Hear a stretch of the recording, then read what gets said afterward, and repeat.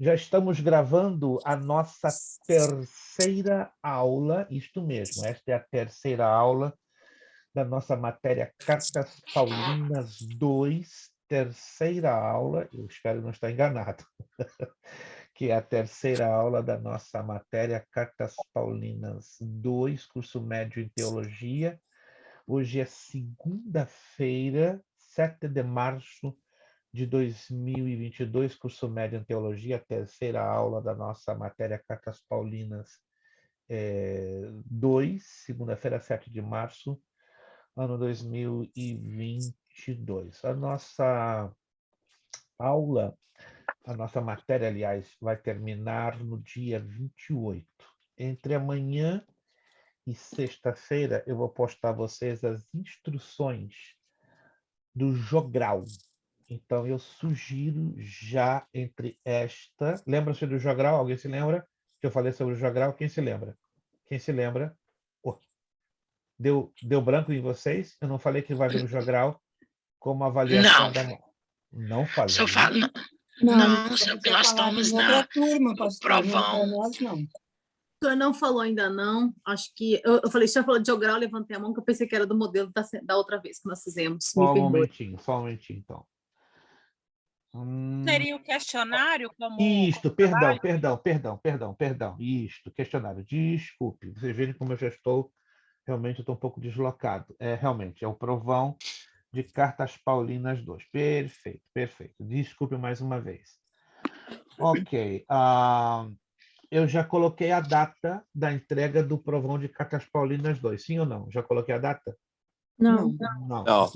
Então anote aí, por favor.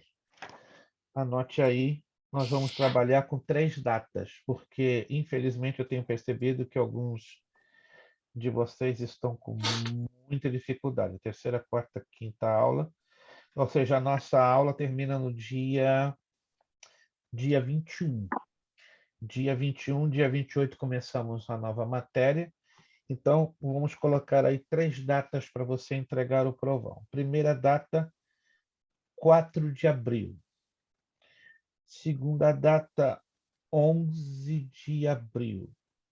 Última data, 18 de abril. Eu vou fazer a postagem, mas vale a pena que você anote. Primeira data de entrega, 4 de abril. Segunda, 11 de abril. Terceira data, 18. Depois do dia 18, a gente já não vai aceitar mais nenhum trabalho e aí você vai ficar sem nota, ok? Eu prorroguei também para Cartas Paulinas 1. Alguns alunos ainda não me entregaram e não deram nem um toquezinho de leve para dizer, pastor, estou amarrado ou estou amarrada. Você tem até a próxima segunda-feira. Tá? Se até a próxima segunda-feira você não me entregar, infelizmente você vai ficar sem nota na matéria de Cartas Paulinas 1, a menos que você tenha uma razão muito justificada, como problema de família, problema de saúde, problema de trabalho. Aí eu gostaria, na medida do possível, por gentileza, contar com a notificação ou com a informação da parte de vocês, tá bom? Tá entendido então? Tá tudo entendido? Os que não entregaram ainda o questionário de Cartas Paulinas 1, até a próxima semana. Quem não me entregar, lamento, você vai ficar sem nota e vai sair, claro, no prejuízo. E de Cartas Paulinas 2, 3 datas, 4, 11 e 18 de abril. Quem puder entregar até o dia 4, maravilha. Até o dia 11, maravilha. Última data, 18 de abril.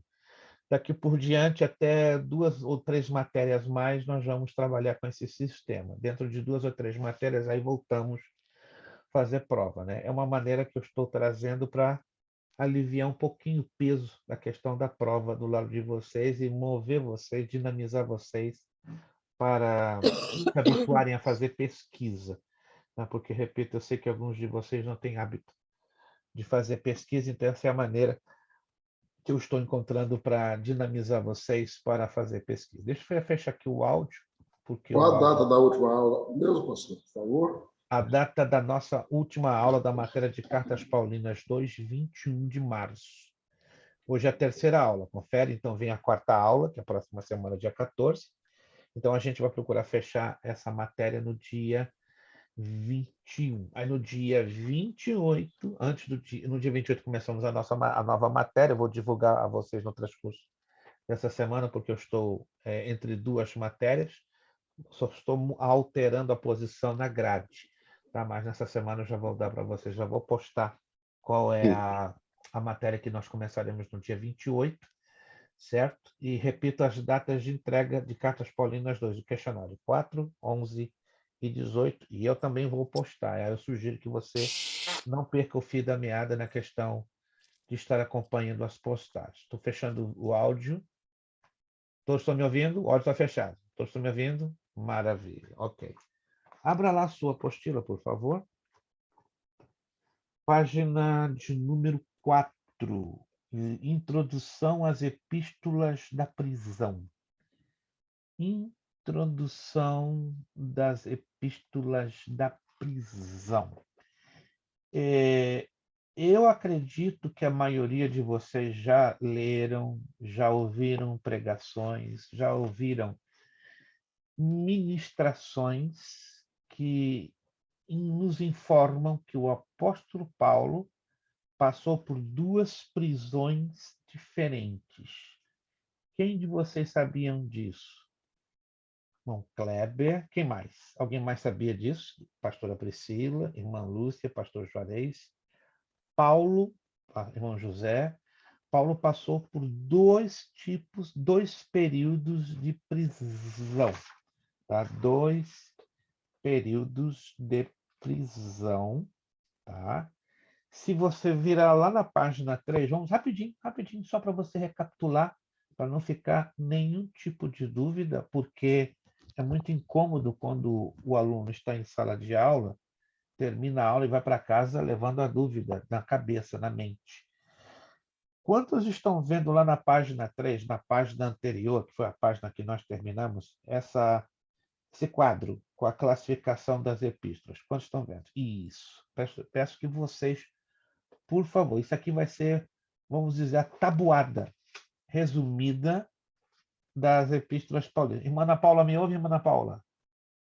Maravilha. Nossa irmã Ana Paula não me ouviu, vou começar a clamar a misericórdia de Deus. Mas que bom que a senhora está me ouvindo. Não, pastor, que eu estou ajeitando aqui, acabei de chegar do trabalho, desculpa. Tá certo, tá certo. Essa tá como alguns ficam no manto, mas tudo bem, graças a Deus que a senhora O senhor conseguiu. esqueceu de me mandar as páginas, né, das que estavam faltando na apostila, depois o senhor... Mas eu vou fazer isso porque eu estou, não é querendo justificar, mas dando uma satisfação. Eu estou num momento de uma enorme turbulência. Não, tudo bem, pastor. Mas eu vou colocar minha cabeça no lugar, né? Estou me esforçando muito e vou colocar as coisas em dia. Não se preocupe, no seu tempo. De repente eu faço até isso hoje, né? Porque eu estou dormindo muito pouco, mas bem se eu estou muito cansado, talvez essa noite eu durma. Mas se eu não fizer isso hoje, eu farei isso amanhã, se Deus quiser. Ok. Voltando na página 3, se vocês estão olhando esse quadrinho, eu repito, que vocês têm esse quadrinho como a tabuada, se eu posso assim dizer, das epístolas paulinas. Aí você vai ver que quando Paulo escreve à igreja em Éfeso, em Colossos, a Filemão e a Filipe, provavelmente Paulo está em Roma, na sua primeira prisão. E anote aí, essa primeira prisão foi numa casa alugada que ele teve em Roma. Quem sabia disso? Que a primeira prisão foi numa casa alugada. Foi em torno de 2 anos. E esses 2 anos envolveriam os anos 61 e 62 depois de Cristo, como está aí bem nesse quadrinho. Então anote aí, a primeira prisão de Paulo foi em Roma. Alguns colocam provável, mas já está comprovado por farta documentação que definitivamente foi em Roma e envolveram os anos 61 e 62. Ali Paulo escreve a carta aos Efésios, a carta aos Colossenses, a carta pastoral a Filemão e a carta aos Filipenses. ele tem um período de 3 anos que ele é liberto. Neste período de 3 anos, ele envia a carta a Tito, na ilha de Creta, e redige a primeira carta a Timóteo. Tudo isso acontece num lapso de 3 anos. Como você vê ali do ladinho, né? A cronologia, entre os anos 63 e 66 depois de Cristo.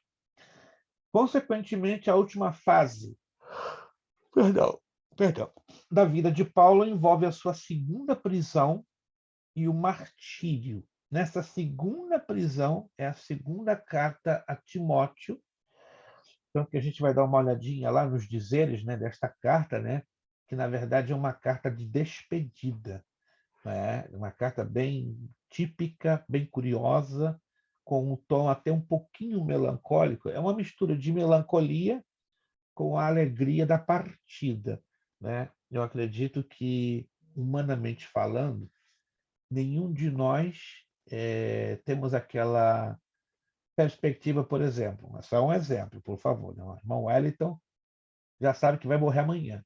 É só um exemplo, irmão Wellington, por favor. Mas digamos que o irmão Wellington recebesse uma revelação de Deus, dizendo: meu servo Wellington, prepara a tua casa, que amanhã tu vai morrer.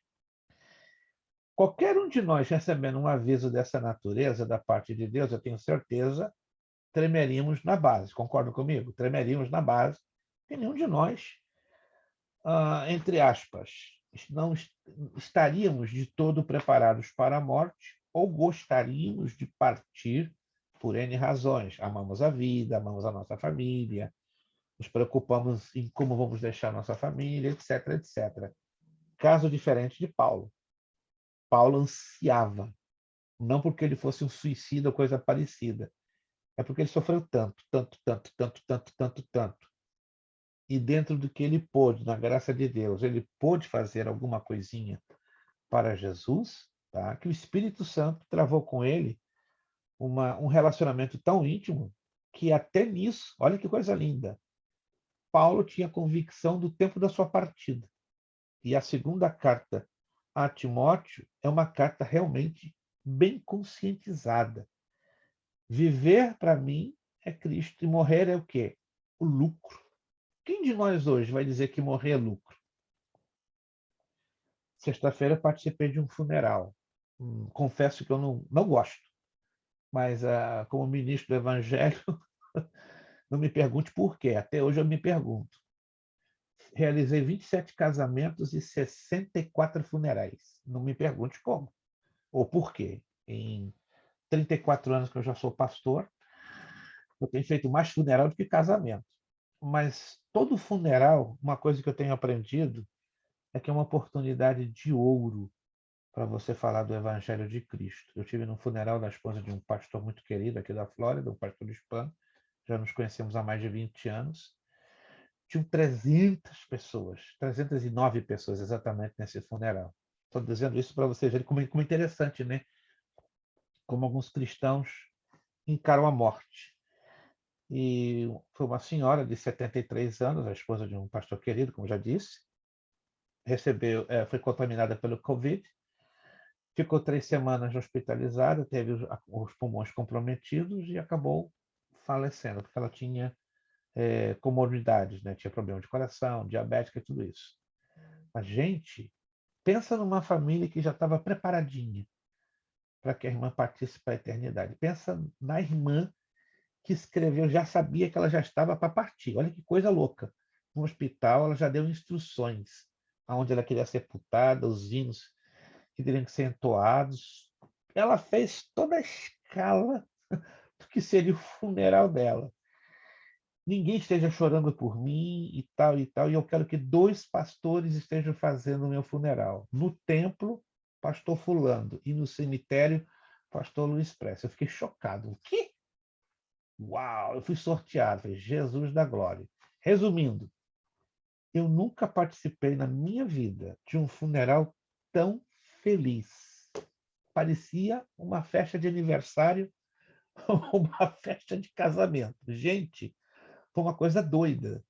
Acredite, teve comida para 309 pessoas depois do funeral. Nunca tinha visto uma coisa dessa. Você já foi no funeral? Depois do funeral? Ó, comida à vontade. E um culto de agradecimento. Foram 3 cultos. No templo, no cemitério e no salão de festas. Já participei também, pastor. Rapaz, que coisa louca, que coisa louca. Parecia mais um aniversário, uma festa de casamento. Alegria. Exato. Uma mistura Irmão de Arlindo, da minha cidade, ele era muito alegre. As pessoas no funeral dele, eu até ajudei a carregar o caixão, ninguém conseguia ficar triste. Foi a situação desse funeral. Claro, havia tristeza, o abatimento das pessoas pela perda da irmã, mas aquela coisa de desespero, de aflição. Gente, eu só vi as pessoas celebrando a vida da irmã Maria Ramírez, chamava-se Maria Ramírez, né? E o esposo, meu amigo, 78 anos de idade, ele estava bem quietinho e tal, mas não estava desesperado, estava chorando, estava assim bem confortada. Por que eu estou dizendo isso, irmãos? Porque vai muito da perspectiva que cada um tem diante da morte. Depois dessa sexta-feira eu fiquei impressionado. Uau, há muito tempo eu não tive uma... Voltei para casa renovado, entendeu? Acredite. Deus me deu a graça suficiente no meio dos meus problemas para passar uma mensagem, 27 decisões para o Senhor Jesus, que foi uma coisa que também eu louvei a Deus. Falei, rapaz, o negócio aqui tá bonito, entendeu? Festa, comida, alegria e ainda salvação de almas, entende? Eu falei, então, aí a minha esposa definitivamente, esse é teu chamado, homem, fazer funeral. Eu falei, não, não é o meu chamado. Mas, por alguma razão, Deus me coloca em situações dessa natureza. Voltando à questão de Paulo, Paulo, então, já sabia, tá? Que na sua segunda prisão ele ia partir. Então, ele escreveu a segunda carta a Timóteo com um tom, assim, ao mesmo tempo melancólico, mas, ao mesmo tempo, também feliz, porque ele estava com a perspectiva de se encontrar logo, logo com Jesus. Então, nós vamos, então, na página de número 4, entender o conteúdo, o contexto dessas epístolas da prisão. Por quê? Está aqui, ó. Paulo foi acusado pelos judeus de ser contra as 3 coisas mais sagradas aos judeus. Anote aí. Isso aqui é bem curioso e, ao mesmo tempo, é bem contraditório, né? É bem curioso e bem contraditório, né? As coisas que Paulo mais amava e a que ele foi acusado contra o povo de Israel, contra a lei e contra o templo. Lembremos-nos que Paulo foi fariseu, não é? Era fariseu. E como fariseu, ele tinha essas 3 coisas bem claras. Claro, ele aqui já havia tido uma experiência com o Senhor Jesus Cristo, mas se você ler atentamente Atos 21, 27 a 36, a acusação foi realmente pesada, certo? Porque, claro, que os fariseus, os doutores da lei, tinham que buscar uma situação para envergonhar o apóstolo Paulo. Paulo, olha outra acusação descabida. Paulo foi suspeito de ter perturbado a Pax Romana, que era algo terrível aos romanos. Alguém sabe o que significa a Pax Romana? Vamos lá. Se alguém pesquisou, fique na liberdade de abrir o seu áudio e fazer um rápido comentário. Alguém sabe o que significa? Isso aqui é uma expressão latina, Pax Romana. Alguém pesquisou? Teve a curiosidade de pesquisar? Não? Eu acho que eu realmente estou falando latim. Não, e é uma expressão latina, mas ninguém tem ideia do que significa Pax Romana. Ok, escreva aí em poucas palavras. A Pax Romana, como você está vendo aí, foi o período, politicamente falando, em que o Império Romano desfrutou de uma certa estabilidade política. Em outras palavras, um período que não teve guerras, um período que não teve luta pelo poder, um período que não teve golpes de Estado. Foi um período de uma certa estabilidade, de um certo pacifismo, né, que estava predominando no período da Pax Romana. Aí você pode anotar aí. A Pax Romana, ela começa no governo do primeiro imperador romano, que a Bíblia menciona, né? Otaviano Augusto. A Bíblia chama ele de César Augusto, lá em Lucas capítulo 2, versículo 1. Essa Pax Romana, ela prossegue no governo de Tibério César. Isso depois de 14 depois de Cristo. Continua no governo de Cláudio. Então, a Pax Romana, só para você, se quiser anotar, isso é interessante, tá? Para você se localizar no tempo e no espaço. Ela dura exatamente no governo de 3 imperadores romanos: César Augusto, Tibério César e Cláudio. Somente. Porque depois de Cláudio vem Calígula.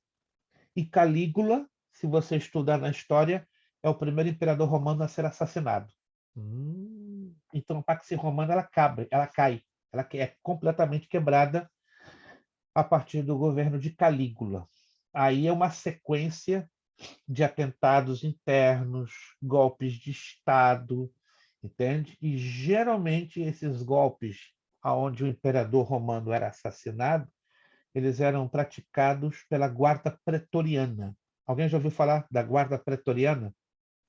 Alguém já ouviu falar isto? A guarda pretoriana era o corpo de elite, né? um corpo de soldados romanos, se vestiam de negro, né? Para diferenciar o corpo militar normal romano, né? Tanto os centuriões como os soldados rasos. Então eles usavam uma espécie de uma armadura toda negra, né? Elmo preto, escudo preto, tudo preto, tá? Para diferenciar dos militares regulares do Império Romano. É a chamada tropa de elite que protegia o imperador romano 24 horas por dia e tinha um certo poder político. Lembre-se que no tempo dos imperadores romanos, com exceção de 2, 3 imperadores, o Senado romano, um grupo de homens eleitos pelo povo, eles exerciam o chamado controle ou poder moderador. Ou seja, o imperador ele não tinha o poder absoluto, com exceção de 3 imperadores que lutaram para descartar o Senado, e aí eles passaram a ter o poder absoluto. Mas lembre-se que no tempo das epístolas de Paulo, todos os imperadores romanos estavam, de uma certa forma, sob o controle do Senado, e os que foram assassinados ou se suicidaram foram por pressão da guarda pretoriana. Tá? Calígula, por exemplo, foi assassinado pela guarda pretoriana. Nero foi induzido pela guarda pretoriana ao suicídio, e a listinha vai, entendeu? No ano 68, 69 foi o ano mais conturbado do Império Romano. Só em um ano existiram 3 imperadores, para você ver o negócio estava violento. Então a Pax Romana, repito, só dura no governo de César Augusto, Otaviano Augusto, Tibério César e no governo de Cláudio. Depois de Cláudio já era a Pax Romana. E aqui o Paulo está sendo acusado de ser um incitador desse período de paz tão considerado, tão sagrado pelos romanos, porque antes de Roma se tornar um império, que foi no período da República, era assassinato um atrás do outro. E o mais famoso da história da República, você já deve ter ouvido falar, foi de Caio Júlio César, né, o chamado cônsul vitalício, que foi esfaqueado, né, com 23 apunhaladas em 25 de março do ano 44 a.C.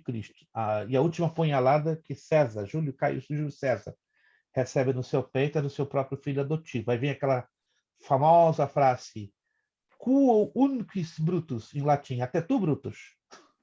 Irmão Kleber, tem algo a dizer? Eu só perguntar se será que a guarda do Vaticano foi baseada, então, nessa guarda pretoriana. Pretoriana. Exatamente. Porque ela é diferente da guarda de Roma.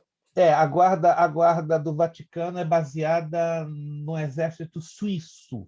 Isso. Mas a guarda suíça, Isso, mas o protocolo de disciplina, o protocolo de ética é muito parecida demais com a guarda pretoriana. Muito. É só irmão fazer uma pesquisa que vai descobrir que existem pelo menos 8 semelhanças entre a guarda pretoriana e a guarda suíça, que guarda o Papa, que protege o Papa. Em outras palavras, irmão, sabe, né, que o Papa ele é o legado personificado dos imperadores romanos. Então, muita coisa que nós vemos nos papas ao longo da história são legados que eles herdaram diretamente, sem escala, sem nenhuma alteração, né, dos imperadores romanos. Até o título Pontifex Maximum. Né? E os primeiros bispos de Roma, antes de galgar o título de Papa, eles mandavam nos imperadores. No século VI, mandavam. Exatamente. Né? E, curiosamente, o primeiro imperador romano, Otaviano Augusto, ele assume o título de Pontífice Maximus, o Pontífice Máximo, que era um título da ordem babilônica, que conferia que ele era o chefe espiritual de todas as coisas na Terra. E isso é transferido automaticamente, né, a todos os imperadores romanos, e depois, a partir do século V, é transferido assim, por um legado direto a todos os papas da Igreja Católica Apostólica Romana. É muito curioso. Fazemos um estudo traçando o paralelo dos imperadores romanos com os papas da Igreja de Roma. E o interessante é que, quando eles galgaram o título de pontífice, tinha um símbolo gravado em uma pedra de uma ponte indo até o sol. Isto. Por isso que os reformadores e também, no início, alguns cristãos acreditou que o Papa era o anticristo. Por essa razão.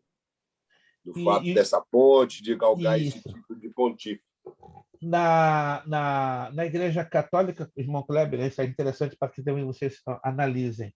A imagem do sol ela é muito vinculada nos rituais da liturgia católica. Muito curioso. Sempre tem atrás das imagens. Isso. E o sol, dentro da liturgia babilônica, está ligado diretamente com Lúcifer, com Satanás. Exato. Então, o sol é uma imagem subliminar que aponta diretamente para a adoração a Satanás. É muito sutil, mas quando você analisa, né, tanto que a festa do Natal é baseada numa festa pagã. O Natalis, dos celtas. Isso, o Natalis Invicti Solis, o 25 de dezembro, o solstício, né, que é uma história um pouquinho longa, né, por isso que alguns cristãos, por não ter uma informação histórica, um estudo equilibrado, se ausentam ou se isentam de comemorar o Natal. Realmente, Jesus não nasceu em 25 de dezembro, mas nós temos que ter um cuidado de sermos equilibrados. Nós estamos comemorando a Jesus, nós estamos comemorando ao nascimento vitorioso do sol. Né? Eu conheço cristãos que são radicais. Não, 25 de dezembro não é Natal, é o nascimento vitorioso do sol, é uma festa pagã, é coisa do diabo. Espera aí. Se convencionou 25 de dezembro. Não importa, 25 de dezembro, 15 de novembro, 4 de julho, nós estamos comemorando o nascimento de Jesus Cristo. Se os pagãos... Mas há um sincretismo, a festa não é pura. Exato. Né? É uma história um pouquinho longa, né? Mas os ingleses, quando introduziram o Natal no dia 25 de dezembro, eles tinham toda uma liturgia boa. Por exemplo, a questão do sol, eles apresentaram Jesus como o sol da justiça. Exato. Como Jesus sendo a árvore da vida. Então, eles combateram os celtas de uma maneira bíblica e conseguiram provar para o povo que o Natal que os celtas apresentavam era completamente contrário o que poderia ser o nascimento de Cristo e que os cristãos deveriam celebrar. Então, os ingleses fizeram um bom trabalho. Nós temos que, mesmo não ser na data. O problema foram as distorções que vieram, né? O problema. Me permita mostrar para vocês um livro. Se houver interesse, eu não tenho nenhum problema de postar em PDF esse livro. Só me dê um minutinho que eu vou levantar, porque ele está aqui na minha frente. Tá? Não sei se vocês ouviram falar. É o melhor livro, não estou fugindo do assunto, por favor. É o melhor livro que hoje, no mundo evangélico, vai nos ajudar a entender as misturas, tá? Que o Império Romano, no tempo de Paulo, começou a fazer entre a igreja evangélica, a igreja puramente cristã, com a igreja pagã. Porque hoje nós, como cristãos, e sobretudo estudantes de teologia, precisamos ter uma noção pelo menos básica. Por quê? O porquê dessas misturas. Me dê um minutinho, que ele está aqui na minha frente, eu já volto e vou mostrar para vocês. Se houver interesse, eu não tenho problema de postar no grupo para você ter esse livro. O único detalhe que você vai ter que imprimi-lo. Inclusive, este livro, se você encontrar ele encadernado, é uma das maiores raridades em língua portuguesa. Um minutinho só, me dá um minuto. Só um minutinho.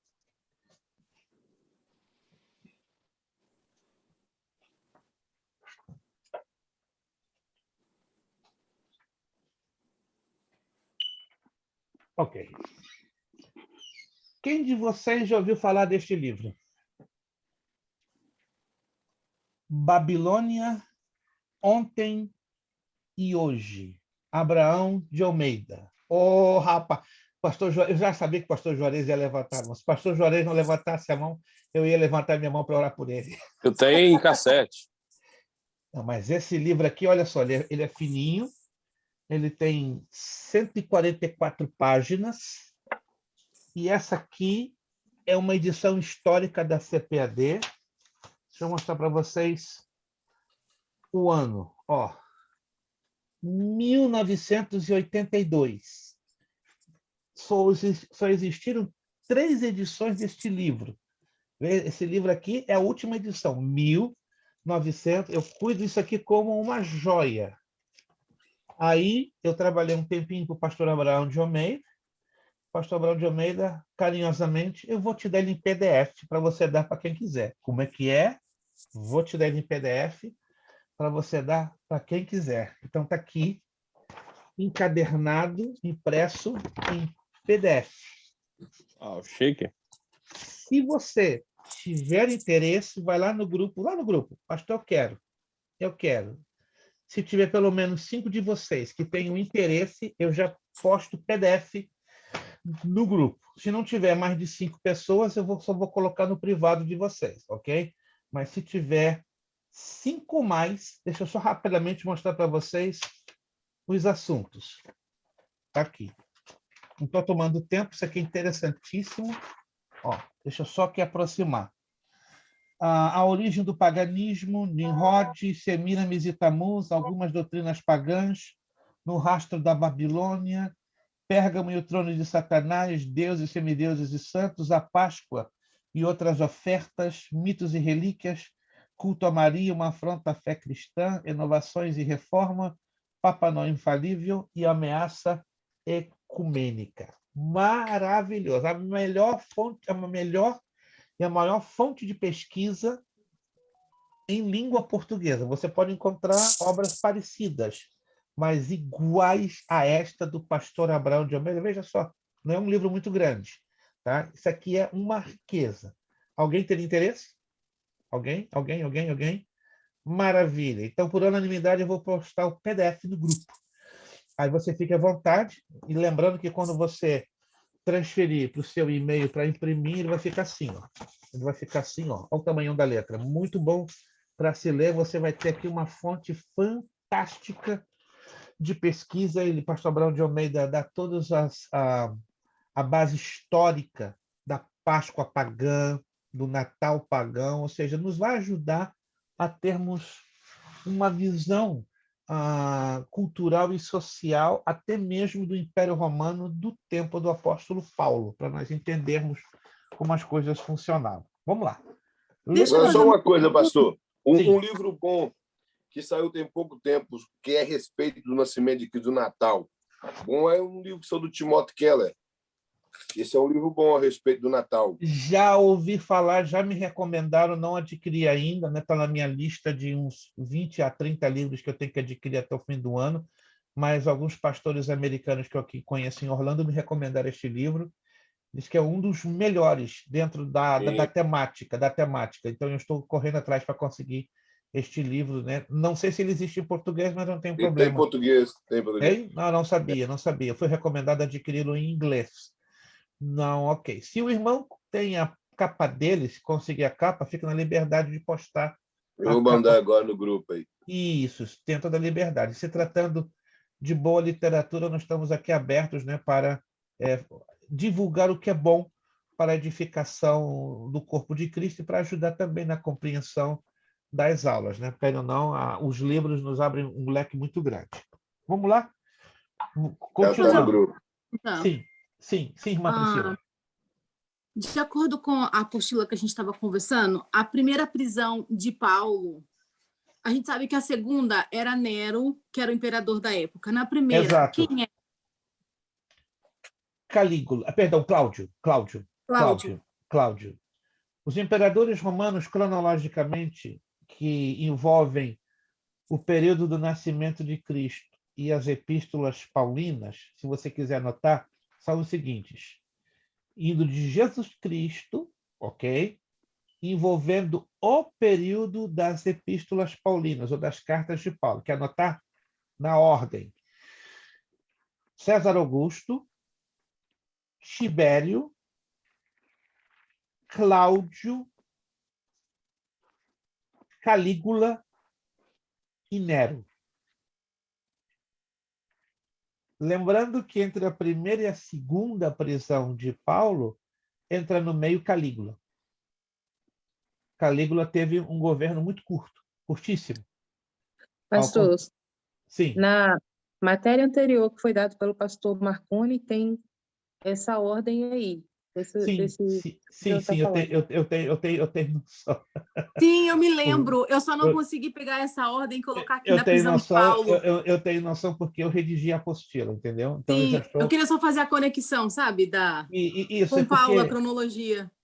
Eu entendo que é um pouquinho, não digo difícil, mas às vezes um pouquinho complicado você concatenar, né, organizar na sua memória as datas e a sequência cronológica dos imperadores romanos. Realmente é um pouquinho confuso, porque foram, se não me engano, 189 imperadores. Então, é difícil você ter na mente o nome dos 180 imperadores romanos e cronologicamente falando.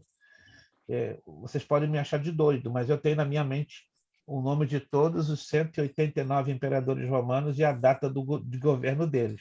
Eu fui obrigado, né, na universidade a memorizar isso para eu receber a minha cátedra de História Geral. E até hoje, eu fecho os olhos, se você quiser, eu posso mencionar um a um devagarzinho. Né? Em uma hora eu te dou o nome dos 189 imperadores, mas não quero fazer isso não, que vai deixar vocês cansados e tristes. Mas só respondendo a pergunta da nossa pastora. Vamos lá. Letra B. Aonde? Paulo foi aprisionado em Roma, mas antes de chegar em Roma, ele fica preso 2 anos em Cesareia. Rapaz, é só prisão. O homem é preso em Cesareia, mas é preso em Roma.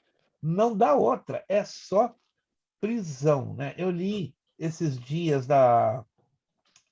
em um dos escritos dos pais da igreja, quando eu falo pais da igreja, dos fundadores da igreja primitiva, né? Que envolve Policarpo, Tertuliano, e outros. Eu li esses dias que o homem que está cheio de Deus, não me recordo se foi Policarpo ou um outro, não está me vendo aqui nesse momento a memória. Geralmente o homem que está muito cheio de Deus é o homem que mais pisaduras receberá. E é verdade. Isso é prático. Jesus mesmo falou, né? Se perseguiram a mim, vão perseguir a vós. Então, quanto mais eu quero ser cheio de Deus, escreve, é matemático, você vai ser pisado. Entende? E Paulo, pelo amor de Cristo, o homem que buscava ficar cheio de Deus, é normal que ele tinha que ser realmente pisado numa proporção. Alguém abriu acidentalmente o áudio. Ok, alguém acabei de fechar agora, né? Só para não vazar. Perfeito? Ok, aí temos aqui, as cartas de prisão foram escritas em Roma e não em Cesareia, como alguns afirmam. Aí nós temos um probleminha. Perfeito, irmã Ana Paula, sem nenhum problema. Fique à vontade aí no que fica mais conveniente para a senhora. Obrigado. Ok, alguns historiadores criam uma pequena polêmica histórica, né, afirmando que as cartas de prisão foram escritas em Cesareia, mas não procede. Tá? As cartas de prisão definitivamente foram escritas em Roma e existe material farto, né, dos historiadores Suetônio, Plínio e Heródoto, ou até mesmo Eusébio de Cesareia, que é o famoso pela obra História Eclesiástica, ele faz menções, né, que as cartas de prisão foram escritas definitivamente em Roma. Aqui a letra C, me acompanhe. Algumas evidências. Há referências à casa de César, ou seja, a corte italiana, Filipenses 4:22. Isso aqui é fantástico. Estão vendo aqui Filipenses 1:13? Vamos abrir lá em Filipenses 1:13 para vocês verem como a Bíblia ela gosta, em alguns aspectos, ser bem detalhista em abordar aspectos históricos. Repito, a Bíblia ela não foi escrita para ser um manual 100% preciso de história geral ou de história universal. Mas quando a Bíblia menciona fatos históricos, ela é precisa, ela é, digamos assim, muito exata. Filipenses capítulo 1, versículo 13. Filipenses capítulo 1, versículo 13. Olha que interessante. Filipenses capítulo 1,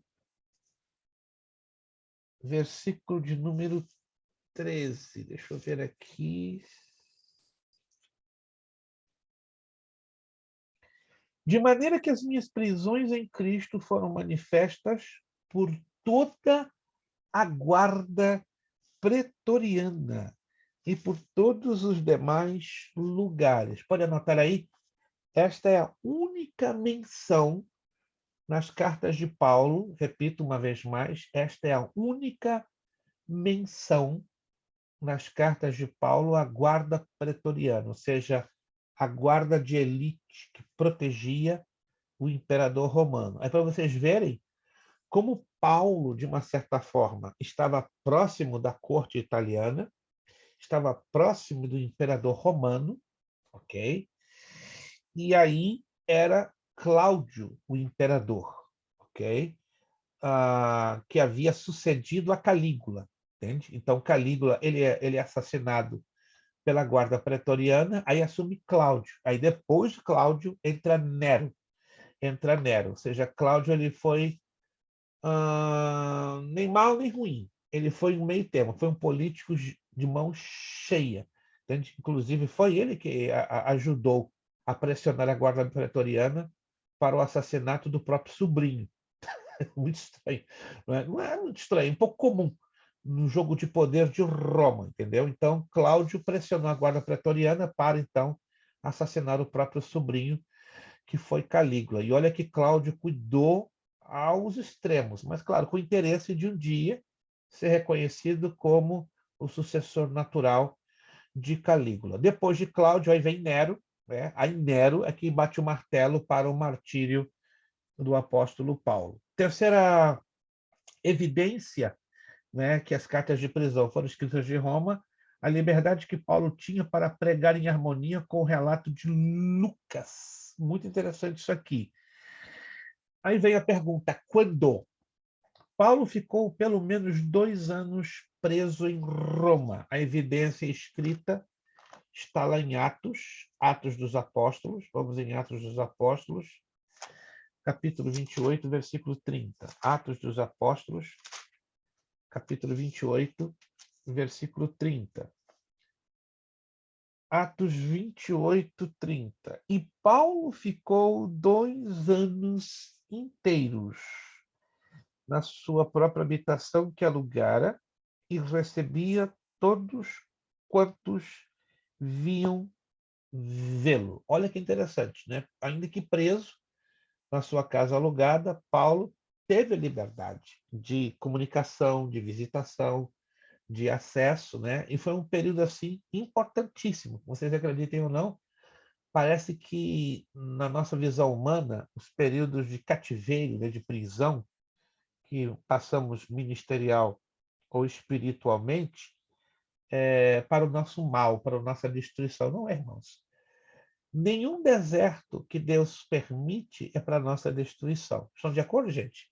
Quando Deus permite o deserto na nossa vida, não é para nos destruir, é para nos ensinar dependência, preparar o nosso caráter, aumentar a nossa intimidade para com Deus, aumentar a nossa maturidade. Nenhuma aprovação, pelo menos é o que minha Bíblia me ensina, né? É para nos destruir. Tem gente que aplaude, né? Que bom, um exemplo, né? O Kleber está sendo amassado. Já tenho ouvido gente falar assim, que bom que o fulano está sendo amassado. Olha lá o Kleber. muito sabichão na Bíblia, agora está passando a prova daquilo que ele tanto pregava. Mas não é assim, irmãos. Nós sabemos que, infelizmente, nós temos opositores, e como temos, né? Todos nós, sem exceção. Isso aqui não vamos fazer tapar o sol com a peneira. A partir do momento que você e eu amamos a Jesus, a partir do momento que eu e você amamos esse livro, é matemático. Nós seremos desprezados, seremos colocados de lado, as pessoas não vão ter o carinho que a gente pensa que elas têm. É muito normal lidarmos com pessoas hipócritas. Ou você pensa que Paulo não teve essa experiência na vida dele? A ponto de lá no finalzinho, né? Ele dizer o seguinte: todos me abandonaram. Só Lucas é que ficou comigo. Sim, irmã Lúcia. Eu vou ler o versículo que o senhor acabou de falar aí. Hebreus capítulo 12, verso 11, diz assim: toda correção de fato, no momento em que ocorre, não nos parece ser motivo de contentamento, mas de frustração. Mais tarde, no entanto, produz fruto de justiça e a paz para todos aqueles que por ela foram disciplinados. Deixa Deus usar a senhora, irmã Lúcia. Gente, está chorando no deserto? Enxuga as tuas lágrimas e entenda: é necessário o deserto, é necessária a rejeição, é necessário que sejamos pisados. Se estamos andando direitinho, agradando o coração de Deus, levanta o mãozão para cima, agradece a Deus e pede o seguinte: Senhor, dá-me da tua graça, porque parece que eu vou quebrar agora no meio, tá? Não fica chorando, desculpa, não estou querendo pregar para ninguém, não. Eu estou aplicando a lição que nós estamos estudando. Chora no lugar certo, porque tem muita gente que está chorando no lugar errado. Ei, meu irmão! Compartilha a luta com a pessoa errada. Não compartilhe a sua luta, a sua tribulação com a pessoa errada. Vai acabar que aquela pessoa vai até te ridicularizar diante de outras. A sunamita, morreu o filho. Com quem ela chorou? Aos pés do marido? De jeito nenhum. E ela Nem de Gerazim. E ela tinha o direito, né, de chorar a luta dela com o marido, concordam? Era a pessoa mais próxima dela, mas a mulher sunamita, ela chorou a pessoa certa, aos pés do profeta. E nós temos um grande profeta chamado Jesus de Nazaré. Então vamos chorar. E tudo produz fruto, né, pastor? Na verdade, tudo produz. Dói, igual a palavra de Deus nos diz, ela dói, ela fere, mas quando a gente olha, a gente entende o que nós aprendemos naquele momento da prova. Deus é mais glorificado. Você pode não concordar, mas é bíblico. Deus é mais glorificado na nossa agonia, na nossa prensa, na nossa humilhação, do que no nosso triunfo, no aplauso. Está todo mundo ali, parabéns, parabéns para você. Acredite, Deus é mais glorificado na nossa prensa, né? Assim foi na vida de Jesus, assim, se quisermos ter a semelhança de Jesus, assim será na nossa. Só se obtém azeite, pastor, se esmagar a azeitona. Começou. Vinho só sai se esmagar as uvas. Começou a unção fluir, a unção José Carlos de Souza. Meu Deus. Anotaram aí, gente? O negócio só fica bom depois que o azeite começa a sangrar, se eu posso dizer isso, né? Sangrar.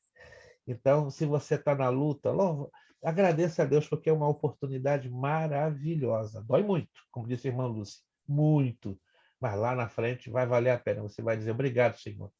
Ninguém hoje agradece pela sua tribulação, pela sua humilhação, mas é bíblico, né? Que temos nos gloriar nas nossas tribulações. Voltando aqui. Cronologia da carreira missionária de Paulo. Olha a cronologia. Aquela muda um pouquinho diante do quadro que vimos na página de número 3. Conversão se deu provavelmente entre os anos 34 e 35 depois de Cristo. Ministério em Damasco e Arábia, 2 a 3 anos, entre 35 e 37. Primeira visita em Jerusalém, 37 depois de Cristo. Ministério em Tarso e na Cilícia, entre 37 e 45. Visita de socorro aos famintos, 45, 46 e 47. Depois, primeira viagem missionária, 46, 47 ou 47, 48. Quando você vê ou, é porque os documentos para estas datas não estão ainda 100% precisos, ou passaram a existir documentos dúbios. O que são os documentos dúbios? Que colocam em dúvida a autenticação genuína das datas. Agora, aquela data que você vê como fixa, essa sim é comprovada historicamente, né? Como, por exemplo, a segunda viagem missionária em diante, você vai ver que praticamente todos os eventos são precisos nas datas, né?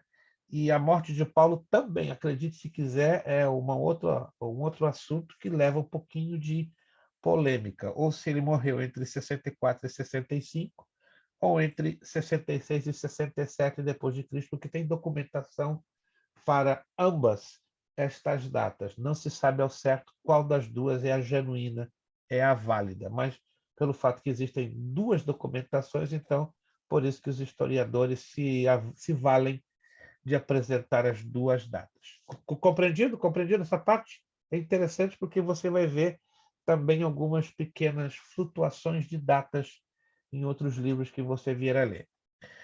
Virando para a página 5, contexto das epístolas da prisão. Olha o contexto. O que é o contexto? É o pano de fundo histórico, o pano de fundo social e o pano de fundo cultural. Paulo estava preso em Roma e lá encontra o escravo fugitivo Onésimo. Paulo prega a Onésimo e este se converte. Paulo escreve a carta a Filemão pedindo-lhe que aceite Onésimo agora como irmão, Filemão 16. Neste mesmo tempo aparece Epáfras, que precisava da ajuda de Paulo. Algumas falsas doutrinas estão sendo ensinadas em Colossos. Depois da letra F, Paulo escreve a carta aos Colossenses para refutar essas heresias. Depois vem Epáfras, permanece em Roma junto com Paulo.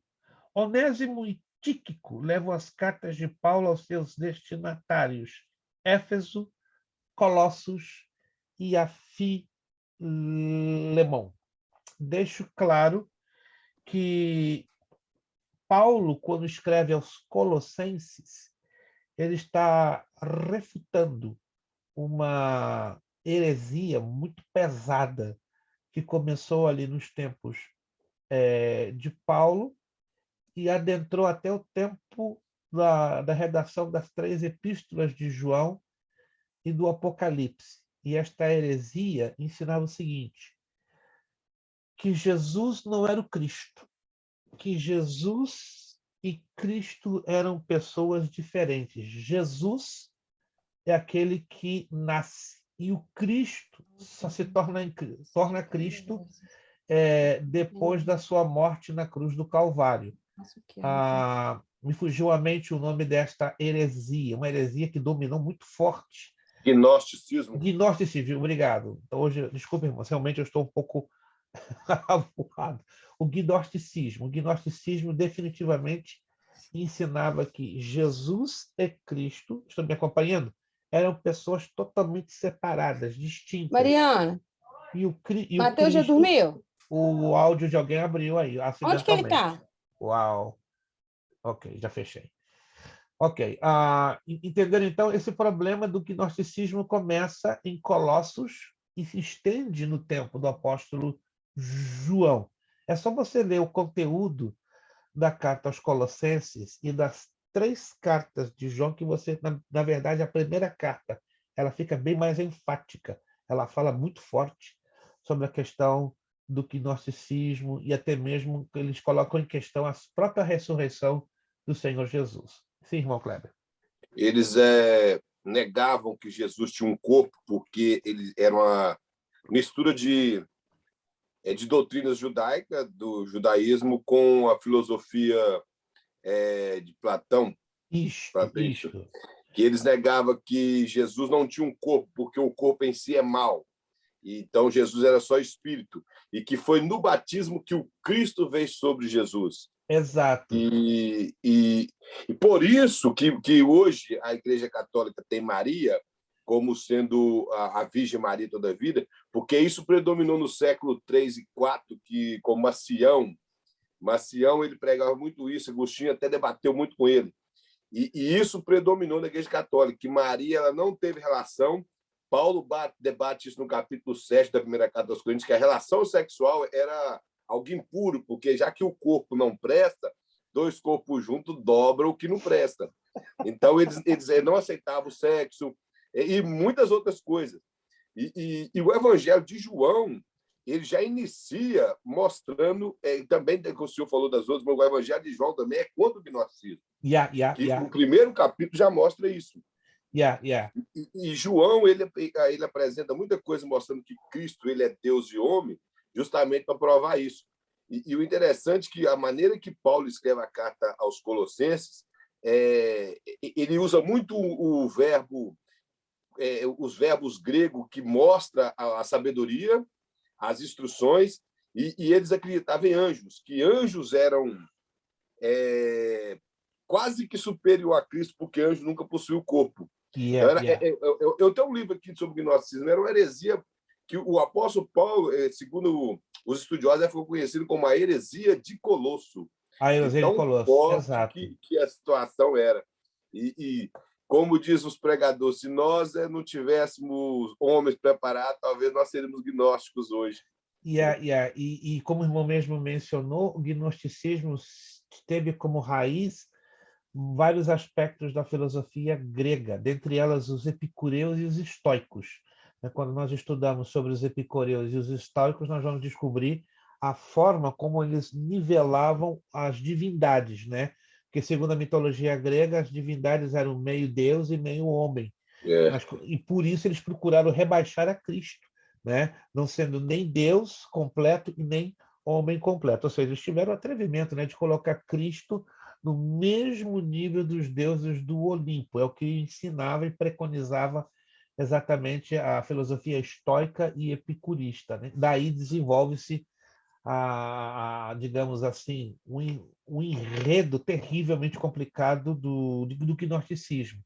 Muito, muito bem colocado da parte do nosso irmão. Obrigado. E outra coisa, pastor, só para que, querendo ou não, alguns hoje, debaixo dos panos, seguem essa linha do gnosticismo, é que na cabeça dos gnósticos existia um grupo separado que tinha uma ligação direta com os Deus. Poderes, que no questão é anjos, que são o apóstolo Paulo fala desses poderes e fala de rudimentos do mundo, que seriam anjos. Então, eles se julgavam seres, algum povo iluminado, que eles eram melhores que os demais, porque eles alcançaram tipo fosse um nível mais alto para que eles eram melhores que os demais pessoal que não tinham. Infelizmente, essa ideia gnóstica prevalece na cabeça de alguns neopentecostais. Isso é horrível dizer isso, mas eu tenho observado pastores neopentecostais se julgando mais íntimos com Deus. Eu oro e Deus faz. Não, ele faz se ele quiser. Ele é soberano em ouvir ou não as nossas orações. Ele grande homem de Deus. Eles utilizam sempre essa questão, o grande homem de Deus. Não. Não é o homem do grande Deus, não, é o grande homem de Deus. Tem uma grande diferença. Veja bem, irmãos, eu, tocando bem nessa tecla, né, que não está fugindo do nosso assunto, eu até hoje não encontrei em nenhum lugar do Novo Testamento a expressão grande homem de Deus. Eu nunca encontrei. Se você encontrar, me avisa. Eu até hoje nunca. Já li várias vezes de Gênesis ao Apocalipse, ou de Mateus a Apocalipse, não encontrei essa expressão, né? E eu fico um pouquinho constrangido quando alguém diz, ei, grande homem de Deus, parou, eu já corto na hora. Não. O grande é Jesus. O grande eu sou é o Pai. Quem está aqui diante de você é o pequeno escravo. E that's it. Entende? Alguns me chamam até de meio grosseiro. Ih, pastor, só está me dando uma cortada. Eu prefiro dar uma cortada agora para depois você não levar a coisa para o lado da heresia. Eu sou muito positivo. Nunca vou ser grosso, mas pode acreditar. Se você me chamar grande homem de Deus, eu carinhosamente vou fazer assim, ó, parou. Grande é Jesus e grande eu sou, Pai. Eu sou apenas o pequeno escravo de Cristo. Vamos lá. Jesus disse o quê para o jovem rico? Por que me chamas bom? Se bom é Deus. Rapaz, vocês estão percebendo? Jesus que disse, hein? E Jesus tinha todo o direito de dizer, eu sou o cara, eu sou bom, mas ele, não, quem é bom é o papai. Isso chama-se humildade, é cada um ocupar o lugar que lhe convém. Jesus sabia o lugar dele, né? E muitos de nós, infelizmente, não sabemos o nosso lugar. Isso é tremendo. Vamos lá. 13 minutos para terminar a nossa aula. Uma vista geral nas epístolas da prisão. Eu sugiro, não obrigo, mas eu sugiro você tirar um tempinho essa semana e ler as epístolas gêmeas. Tem essa de epístola gêmea, a primeira vez que estou vendo. Efésios e Colossenses. Não sei se você já prestou atenção, por isso que eu te dou essa tarefa dessa semana. Efésios tem 6 capítulos, Colossenses tem 4. Um total de 10 capítulos. Você vai ficar impressionado com as semelhanças que existem entre as duas epístolas. Olha só. Há cerca de 40 coincidências de pensamento. Não é pouquinho, não. 40 coincidências de pensamento e de linguagem nas duas cartas. Dos 95 versículos de Colossenses, 2/3 do conteúdo de Efésios estão em paralelo direto ou indireto. Gente, é muita coisa. 2/3 do conteúdo de Efésios estão dentro de um paralelo direto ou indireto com Colossenses. Isso é muita coisa. Embora grandes semelhanças, os contextos de cada comunidade é diferente. Está aqui os exemplos. Efésios não apresenta evidências de controvérsia. É bem genérica. Ela passa por cima e envolve todos como fosse de uma coisa só. Ao passo que há em Colossenses. Agora, vamos aqui para ficar melhor visualizável. A estrutura de ambas as cartas é bastante semelhante. Olha lá. Seção doutrinária. Isso aqui é a comparação das duas. Efésios 1:1 a 4:16, 1:1 a 3:4. Conclusão com aplicação prática. Efésios 6:10-18, Colossenses 4:5. Relação de Cristo com a Igreja. Efésios 1:23, Colossenses 1:29. A comissão de Paulo. Efésios 3:1-13, Colossenses 1:23-29. Sumário da doutrina no fim de cada sessão doutrinária, Efésios 4:1-16, Colossenses 3:1-4. Nas sessões práticas, advertências contra certos pecados, Efésios 4:7, 5:21, Colossenses 3:5-17. Descrição das relações humanas dentro do Evangelho, Efésios 5:22 até 6:9 e Colossenses 3:18 a 4. Eu sugiro dar uma lidinha. É muito, muito interessante. E, pastor, só uma coisa. E o interessante é que as duas epístolas realmente elas se parecem bastante, mas a doutrina teológica é completamente diferente. Yes. Uma é eclesiológica, a outra é cristológica.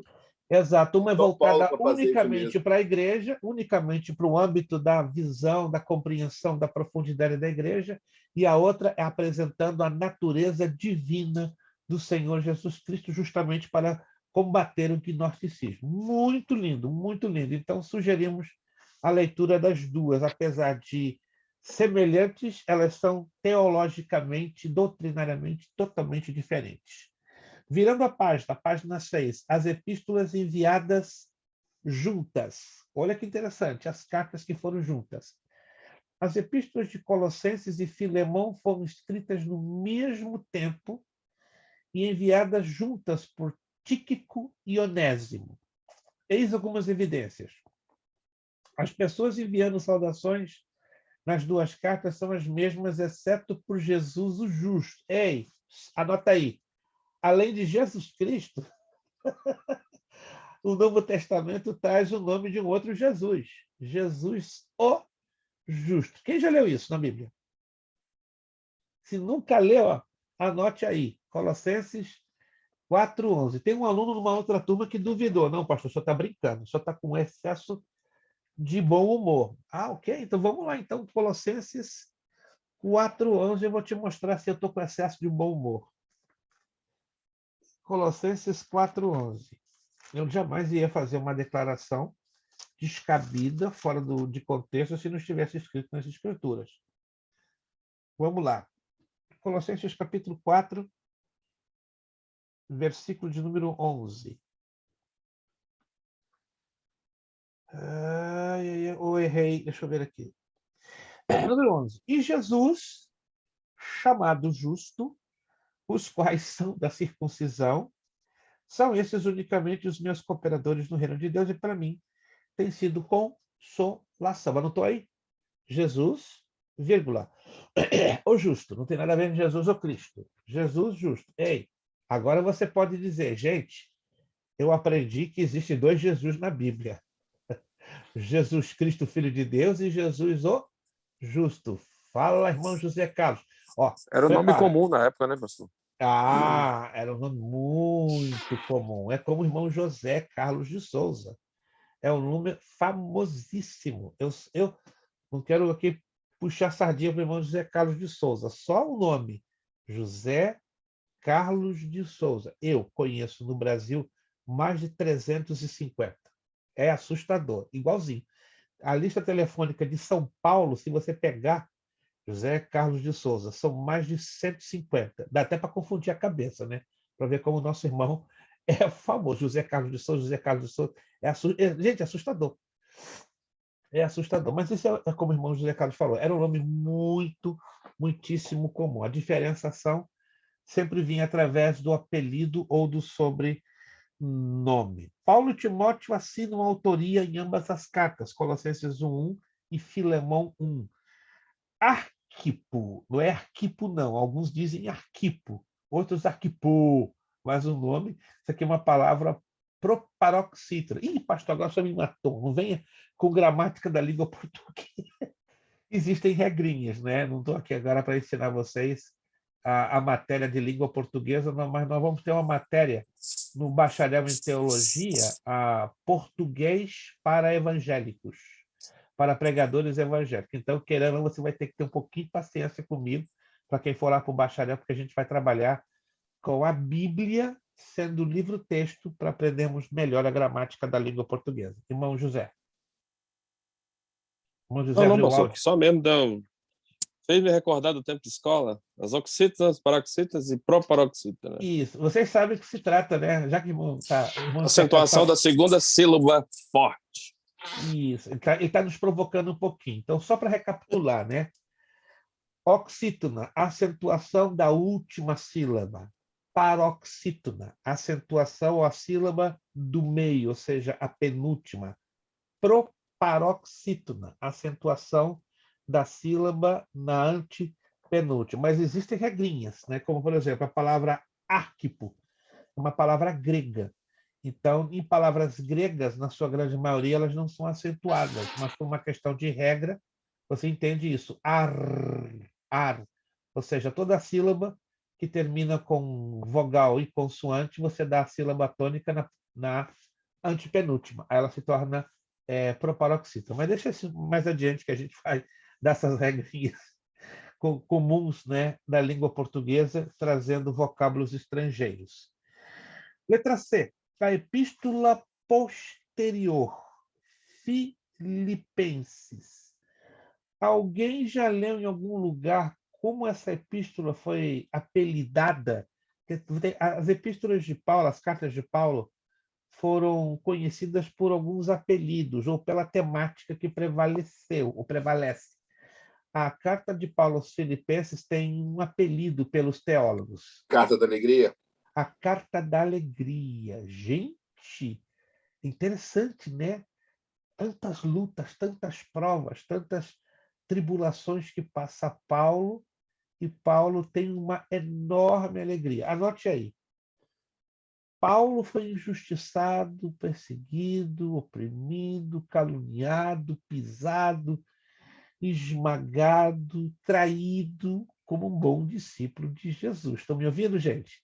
Se eu e você queremos ser bons discípulos de Jesus, temos que estar preparados para tudo isso. E o que mais me chama a atenção é que no meio de uma grande maioria, somente uma igreja, uma dentre tantas que Paulo abençoou, beneficiou, reconheceu a dedicação e o sacrifício de Paulo, e foi exatamente uma das menores, a igreja em Filipos, na Grécia. Pastor, mas eles eram doadores. Eles doavam com alegria. Então, a doação deles produzia alegria, não por tristeza, mas produzia alegria. Entendeu? A Escritura é clara, a melhor coisa é dar do que receber. Agora, entenda, esse dar, queira ou não, é uma dádiva. Nem todos, ainda que é bíblico, aprendermos a doar, mas nem todos estão dispostos a obedecer à Bíblia para doar. Mas ainda nos dias de hoje, que nós estamos vendo o quê? Abusos à fé, atentados à fé. Então, infelizmente, o povo de Deus fica um pouco na retaguarda, reprimido, exato, por causa dos maus exemplos. Não, se eu começar a doar, vem o caboclo e vai abusar da minha boa fé. E é verdade. Eu não tiro razão de que hoje um bom número dos cristãos ficam reprimidos, mas ao mesmo tempo nessa repressão eles até bloqueiam a ação do Espírito Santo na manifestação da dádiva, da doação. Mas aí vem o discernimento, né, pastor? Porque aí vem o discernimento, porque tem pessoas que você precisa doar, você não conhece, e você precisa doar agora. Até para dar, aliás, todo movimento que você faz diante do Senhor, faça Jesus sendo o centro, porque Deus sendo o centro, tudo que façais como se fosse para o Senhor e não para o homem. Se você vai nesse princípio, você tem a tendência de não errar, você entendeu? Não entristecer, entendeu? O importante é que você entregou com todo amor, entregou como se fosse para o Senhor, period. Aí. Esse é o princípio fundamental. Vamos ver, irmã Lúcia? Irmã Lúcia já hoje recebeu uma carga de unção e agora ela disparou bonito, tá? Quando você doa, tendo Jesus como motivo, o centro, temos o quê? Discernimento. Eu não estou doando para o homem, eu não estou doando para a instituição, eu estou doando para Jesus. E o problema é que nós, por muitas vezes, não temos discernimento e não temos a visão da correta motivação, seguramos muitas das vezes conosco as bênçãos que poderiam e deveriam ser repartidas com outros. 2 minutos para terminarmos. Irmão José. Não, pastor. É que eu vi o seu áudio abrindo e já entendi que automaticamente o irmão queria ter participação. Vamos lá. Para fechar aqui conosco. Ao que parece, a Epístola aos Filipenses foi as últimas da prisão a ser escritas. Algumas evidências são sugeridas. As cadeias de Paulo já estão largamente conhecidas, ou seja, o povão já sabia que Paulo estava ali, uma situação complicada. Tempo suficiente para a igreja em Filipos enviar Epafrodito a Paulo. Epafrodito adoece, se recupera e volta para casa. É muito bonito o papel de Epafrodito, entendeu? Eu preguei 2 vezes numa igreja na Argentina falando sobre Epafrodito. Procura descobrir quem foi Epafrodito, o exemplo que Epafrodito deixou. Né? Até o significado do nome Epafrodito, você vai se surpreender. O que significa Epafrodito? Pesquisa lá que você vai descobrir como foi a vida de Epafrodito como um colaborador bem próximo de Paulo. Nesta altura, Lucas já não parece estar com Paulo. Isso se detecta com muita clareza nas saudações finais. Na próxima aula... Esse Lucas aí é o discípulo? Como? Esse Lucas que fala aí é o discípulo ou não? Sim. Quando Paulo se refere ao Lucas, tá, em qualquer parte das epístolas, está se referindo ao autor, não é, do Evangelho a Lucas. Né? Uhum. Mas lembrando que Lucas diretamente não foi um discípulo do Senhor Jesus Cristo. Deixa bem claro. Tá? Lucas foi o autor do evangelho que leva o seu nome. Mas, na verdade, Atos também, né? E Atos também, exato. Então, Lucas é autor de Atos dos Apóstolos e do Evangelho de Lucas. Entretanto, Lucas não conheceu pessoalmente a pessoa do Senhor Jesus. Só 2 autores dos evangelhos que conheceram Jesus, que foram Mateus e João. Marcos e Lucas não tiveram nenhuma convivência física com o Senhor Jesus. Muito pelo contrário, Marcos e Lucas foram os primeiros discípulos do apóstolo Paulo. Isso é bem importante deixarmos claro. Quantos sabiam disso? Para terminar a aula, pode anotar então? No caso, Marcos não teria de Pedro, não? De Pedro também. Ele teve ele teve uma instrução maior com Paulo. Com Paulo, exato. Mas ele foi, digamos, apresentado e introduzido por Pedro, porém recebeu a instrução de Paulo. Né? Então, Marcos também é chamado de João Marcos. que Lucas ele narra todo o livro de Atos, mas quando eu acredito que ele se converte é no capítulo 16. Yes. Quando ele muda, quando ele se inclui nas viagens, ele fala nós. Ou seja, até então ele narrava Paulo, Barnabé, Paulo e os demais cooperadores. Eu ia falar Barnabé. Muito interessante isso, irmão Kleber. Isso é uma observação que poucos de nós temos. Até o capítulo 15, anote aí. Lucas escreve a narrativa de Atos dos Apóstolos em terceira pessoa, como ele sendo um espectador. Olha que interessante. Mas a partir do capítulo 16, Lucas já muda o tom. Ele já se inclui, já escreve em primeira pessoa do plural. Nós. Muito interessante. Anotou aí? Até Atos capítulo... Não é porque ele estava presente na viagem missionária? Não apenas presente, mas ele tinha tido uma experiência de conversão. Lê com atenção o capítulo. Mas parece que até o capítulo 15, como o 15, por exemplo, é a convenção de Jerusalém, Lucas ele ouviu do apóstolo Paulo. Exatíssimamente. Ele ouviu. Paulo e dos demais apóstolos. Porém, do 16 ele está incluído. Então, ele viveu do 16 até o 28. Ele já foi testemunha ocular. Muito interessante. Então, eu creio que foi onde ele converteu também. Assim, particularmente. Eu não somente creio, mas existe documentação da parte de Flávio Josefo, tem documentação da parte de Eusébio de Cesareia e também tem documentação da parte de Suetônio. Muitíssimo interessante. Anotou aí? Atos de 1 a 15. Tudo que está narrado em Atos dos Apóstolos é narrativa vinda de terceiros, fonte de terceiros. Ou seja, Lucas não tinha uma participação 100% direta, indireta, por A e B e C fontes. Já a partir do capítulo 16, quando ele tem uma experiência de conversão, ele já se vê o quê? Incluído como testemunho ocular até o capítulo 28. E seria objeto, né, de estudo do livro de Atos dos Apóstolos, mas vale a pena porque é a plataforma de lançamento para compreendermos, né, as epístolas paulinas, ou seja, Atos é a base, para nós entendermos o alicerce doutrinário das epístolas paulinas. Gente, terminamos por aqui. Alguma dúvida, alguma pergunta? Ficou tudo esclarecido? Ficou excelente. Tá? Lembrando, então, que quem não entregou o questionário de Cartas Paulinas 1, você tem até a próxima segunda-feira. Se der algum problema, por favor, não deixa passar o tempo. Pastor, tive um problemão. Só me avisa. E aí vamos negociar com o tempo, né? Mas você tem que me apresentar uma razão justificada por que não conseguiu fazer o questionário a tempo. E de Cartas Paulinas 2, já anotaram? 4, 11 e 18 de abril. Vou postar só para refazer a confirmação do tempo. Gente, vamos então terminar com a palavra de oração. Muito obrigado, irmão José, pastor Juarez, Tatiane, irmã Ruth, irmã Eliadna, irmão Kleber, irmão Deime, irmã Sandy, né, que hoje ela não está com o manto de tigresa, mas está com o manto branco, né? Está com o manto de Arão. Está se protegendo lá do hoje frio. Eu mudei o manto hoje. O manto, né? Mas eu acredito que está um pouquinho frio aí. Irmão Wellington, muito obrigado. Está melhor, bem melhor hoje. Está bem melhor hoje. Irmão Wellington está com corte de Navy Seal. Eu nunca vou ter esse corte, irmão. Porque zero é ter cabelo para ter o corte de Navy Seal, né?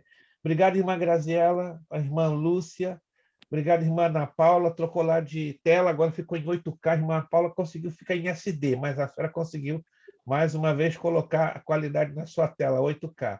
Obrigado, pastora Priscila. Deus abençoe a todos vocês e continuamos avançando juntos na oração, no jejum, e vamos conquistar juntos no poderoso nome de Jesus Cristo. Vamos então orar agradecendo ao Senhor e pedindo com que a sua bênção seja conosco no transcurso desta noite, no dia de amanhã, e lembrando que dentro de 2 horas a gravação dessa aula já estará sendo postada no grupo para os que desejam rever a aula de hoje. Pai amado, quero te agradecer por esta aula, quero te agradecer pelo teu cuidado nas nossas vidas, quero te agradecer pela minha vida, da minha casa, quero te agradecer pelas tormentas e pelas tempestades, porque Naum, capítulo 1, versículo 3, diz que o Senhor faz o seu caminho na tormenta e na tempestade. Por isso somos agradecidos pela tormenta, pela tempestade que estamos e temos passado, sabendo que tudo é passageiro e que vai vir vitória para a exaltação e glorificação do teu nome. Eu também quero te agradecer pela vida dos meus irmãos, das minhas irmãs, quero te agradecer por essa família que tu tens me presenteado, que tu tens presenteado a Academia Bereia. Muito obrigado. Continua sustentando a cada família aqui representada, a cada servo, a cada serva, Senhor Deus, com muita vitória. Entendemos que todos nós temos as nossas tormentas e tempestades nos nossos desertos, mas em tudo isso, Senhor, tu estás sendo glorificado e estaremos cada dia mais crescendo e amadurecendo em Cristo Jesus. Despede-nos em paz, em segurança, dá-nos um final de segunda-feira com saúde. Abençoa, meu Deus, esta semana, seja uma semana de muita paz e vitória para os teus filhos. Louvamos o teu nome agradecidos, com o perdão de nossos pecados e a oração que fazemos no bendito e maravilhoso nome de Jesus Cristo. Amém. Nosso lema: seriedade, compromisso, disciplina. Seriedade, compromisso, disciplina. Seriedade, compromisso, disciplina. É necessário que ele cresça. E eu diminua. É necessário que ele cresça. Que eu diminua. É necessário que ele cresça. É necessário que eu diminua. E a Deus damos o quê? A honra, a glória e o poder. Muito obrigado. Deus nos abençoe. A paz do Senhor a todos. Bom descanso, abençoada semana e até a próxima segunda, em nome de Jesus. Muito obrigado a todos. Até sábado, pastor. Até sábado, estaremos aí. Até sábado em Stoughton. Estaremos em Stoughton. Convido os irmãos aí que têm oportunidade para estaremos com um rápido curso de escatologia em Stoughton, Massachusetts. Eu vou estar postando no grupo, tá? Os que puderem estar em Stoughton, Massachusetts, um rápido seminário de escatologia, só em 2 dias ali na Assembleia Filadélfia, em Stoughton, Massachusetts. Muito obrigado. Deus os abençoe rico e poderosamente. Em nome de Jesus. Deus abençoe. Obrigado. Deus abençoe. Obrigado. A paz.